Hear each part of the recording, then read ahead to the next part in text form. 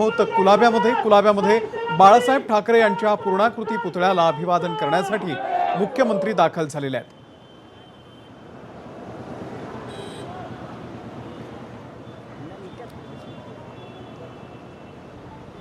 आज बाळासाहेब ठाकरे यांचा स्मृती दिवस आहे आणि त्या निमित्तानं राज्याचे मुख्यमंत्री एकनाथ शिंदे हे कुलाब्यामध्ये सध्या दाखल झालेले आहे। कुलाब्यामध्ये बाळासाहेब ठाकरे यांच्या पूर्णाकृती पुतळ्याला अभिवादन करण्यासाठी मुख्यमंत्री पोहोचलेले आहेत।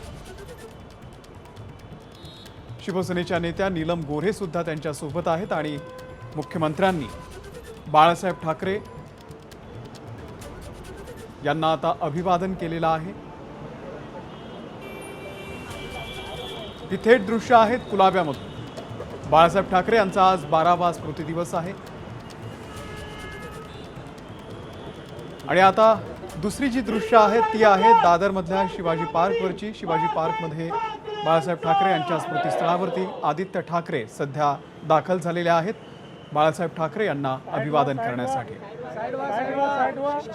ही दोन दृश्य राज्याचे मुख्यमंत्री एकनाथ शिंदे आणि दुसरीकडे आदित्य ठाकरे बाळासाहेबांना अभिवादन करण्यासाठी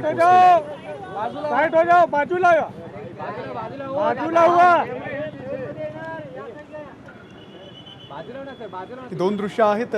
कुलाब्यामध्ये सध्या मुख्यमंत्री आहेत तर शिवाजी पार्कवरती आदित्य ठाकरे आहेत। अगदी काही थोड्याच वेळापूर्वी उद्धव ठाकरे आणि रश्मी ठाकरे यांनी सुद्धा बाळासाहेब ठाकरे यांना अभिवादन केलं शिवाजी पार्कवरती जाऊन आणि त्यानंतर आता आदित्य ठाकरे सुद्धा त्या ठिकाणी पोहोचलेले आहेत। आज शेकडो हजारो कार्यकर्ते मुंबईमध्ये दाखल झालेले आहेत आणि बाळासाहेब ठाकरे यांना अभिवादन करण्यासाठी शिवाजी पार्कमध्ये जे स्मृतीस्थळ आहे त्या ठिकाणी भेट देत आहेत। दुसरीकडे मुख्यमंत्र्यांनी सुद्धा आज कुलाब्यामधल्या पूर्णाकृती पुतळ्याला अभिवादन केलेलं आहे, पुष्पहार अर्पण केलेला आहे।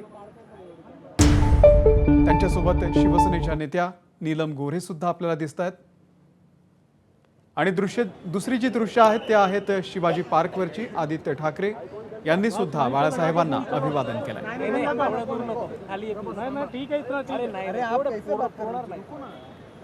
निवडणुकीचा प्रचार अगदी शेवटच्या टप्प्यात आहे।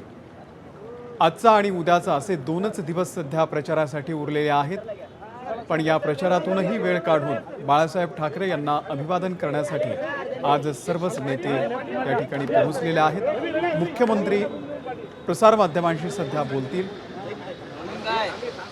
आपण थेट जाऊयात कुलाब्यामध्ये मुख्यमंत्री बोलतात।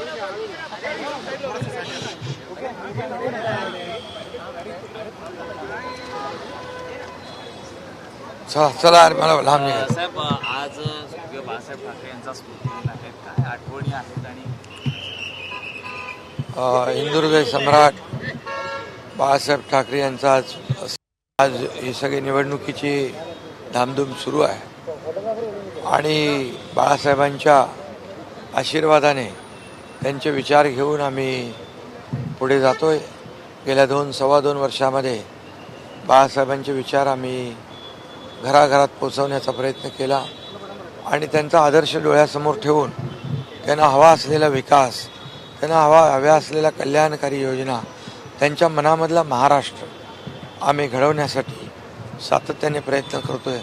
मला समाधान आहे की 2-2.25 वर्षामध्ये बंद पडलेले प्रकल्प, बंद केलेली कामं आम्ही सुरू करू शकलो, ती पुढे नेऊ शकलो आणि एकीकडे विकास आणि कल्याणकारी योजना यांचा सांगड घालू शकलो।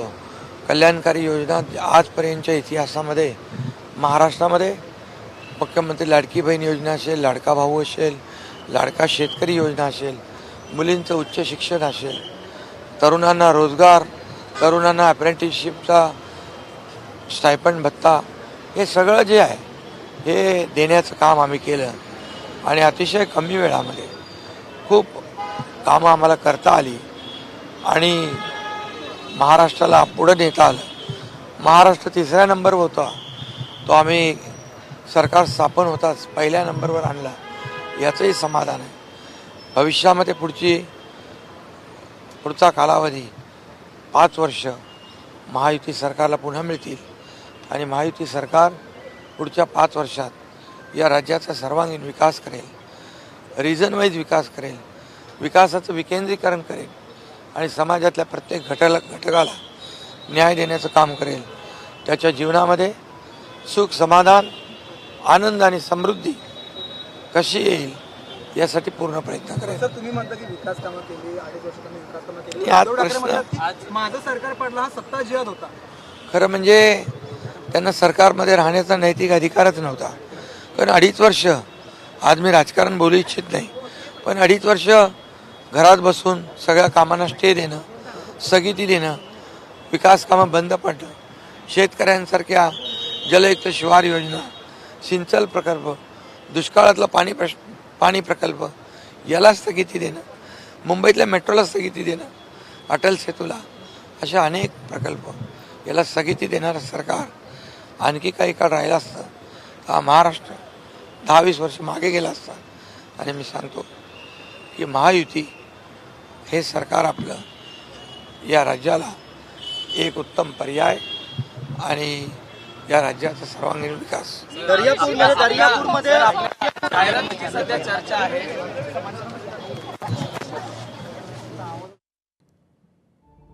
आणि मुख्यमंत्री एकनाथ शिंदे यांनी माध्यमांना प्रतिक्रिया दिलेली आहे. उद्धव ठाकरे यांना सरकारमध्ये राहण्याचा नैतिक अधिकार नव्हता असं शिंदेंनी म्हटलेलं आहे. एबीपी माझा, उघडा डोळे बघा नीट.